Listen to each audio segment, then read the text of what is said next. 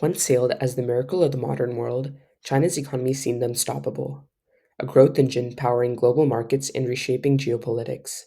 But today, the cracks are impossible to ignore. From a collapsing housing market to mounting debt and a shrinking population, China's challenges are only increasing. How did it get here? And what does this mean for the global economy? Join us as we uncover the forces behind the unraveling of China's economic miracle. To understand China's decline, we first need to understand its unprecedented rise.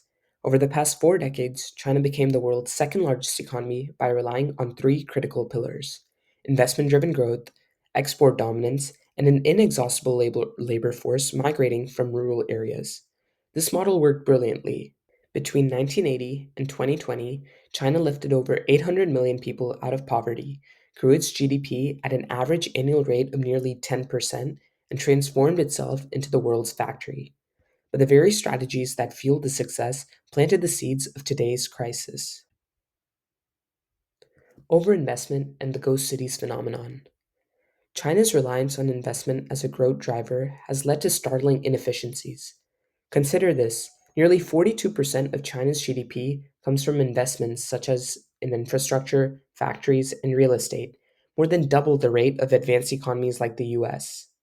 While this strategy initially created jobs and boosted GDP, it is now clear that much of this investment wasn't productive. Take the infamous ghost cities, entire urban areas built with the expectation that people would move in, but which remain eerily vacant. These overbuilt projects represent trillions of dollars of wasted capital. For example, China's housing market alone accounts for 30% of its economy. But demand is collapsing as families can no longer afford homes or see them as reliable investments. This brings me to my second point. One of the clearest signs of imbalance is China's housing market. Housing contributes nearly 30% of the country's economy, compared to just 15 to 20% in other industrialized nations. For years, property development was seen as a safe bet, with speculative buyers snapping up apartments they never intended to live in. But this dependence on real estate has created a bubble, and that bubble has now burst. Property prices are plummeting, and major developers such as Evergrande and Country Garden have defaulted on their loans. The collapse of these giants has sent shockwaves through the economy, hitting not just investors but ordinary homeowners too. This crisis has also shattered consumer confidence, with families now fearing their savings, which are often tied up in real estate, could evaporate. And without confident consumers, economic growth becomes even harder to sustain. The housing bubble is just one part of China's larger debt problem. Over the past decade, China's debt has ballooned to dangerous levels. Today, total debt, including corporate, household, and government debt, exceeds 300% of GDP. Local governments, which rely heavily on land sales to fund public projects, are particularly hard hit. With the property market in freefall, their revenues have evaporated. Some local governments have resorted to borrowing at unsustainable levels, leaving them unable to pay for basic services like education and healthcare. This unsustainable debt is now a ticking time bomb.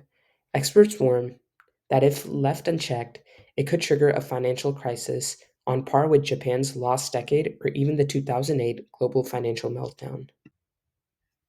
Compounding these economic woes is China's demographic crisis. The one child policy, implemented in 1980, was intended to control population growth. Instead, it has left China with one of the fastest aging populations in the world. China's working age population peaked in 2014 and has been declining ever since then. By 2050, it's projected that nearly 40% of China's population will be over 60. This demographic shift means fewer workers to sustain economic growth, fewer taxpayers to fund pensions, and more retirees needing social support. Already, labor shortages are driving up wages, eroding China's competitive edge as a low cost manufacturing hub. And unlike Japan or Europe, China is still a developing economy, making it far less prepared to handle the economic burden of an aging society. China's export dominance once drove its growth, but global trade is becoming increasingly hostile. The US has imposed billions in tariffs on Chinese goods, with more tariffs expected as President Trump takes office. Simultaneously, China's relationships with other trading partners, like the EU, have become strained over issues ranging from technology theft to human rights. With global demand softening and Western countries reshoring production, China's export sector faces an uphill battle. And as exports slow, so does China's ability to reinvest in its economy, leading to a vicious cycle of weaker growth and rising unemployment. China's industrial overcapacity has become a significant drag on its economy. For decades, heavy investment in factories, steel plants, and production facilities fueled economic growth. However, this approach has now created a glut of goods with no market. Industries like steel and cement produce far more than domestic or global demand can absorb, leaving warehouses overloaded and profits eroded. This oversupply has triggered price deflation, forcing companies to sell goods at a loss just to clear inventory. Many factories have shut down, and regions dependent on industrial output, such as Liaoning, face rising unemployment and social unrest. Layoffs and delayed wages are becoming the norm for workers in these sectors. To stay afloat, businesses slash prices further, fueling a race to the bottom that deepens this crisis. State owned enterprises often survive on government subsidies, but this only increases public debt. Globally, China's excess steel and other goods flood markets, leading to trade disputes and retaliatory tariffs from the US and Europe. At its core, this overcapacity problem reflects inefficiencies in China's state directed growth model. Without reform, the risks of debt, factory closures, and economic stagnation will only grow. China's economic decline isn't just a domestic issue, but even a global one. As the world's second largest economy, its slowdown will affect everything from global supply chains to commodity prices and financial markets. But the bigger question is whether China can pivot to a more sustainable growth model. Some experts argue that China must transition to a consumer driven economy, investing in innovation, green energy, and services rather than overbuilding infrastructure. But this requires bold reforms that could challenge the very political system that enabled its rise. The road ahead for China is uncertain. Will it adapt and thrive, or is this the beginning of a prolonged decline? One thing is clear: the choices China makes in the coming years will shape not just its own future, but the future of the global economy.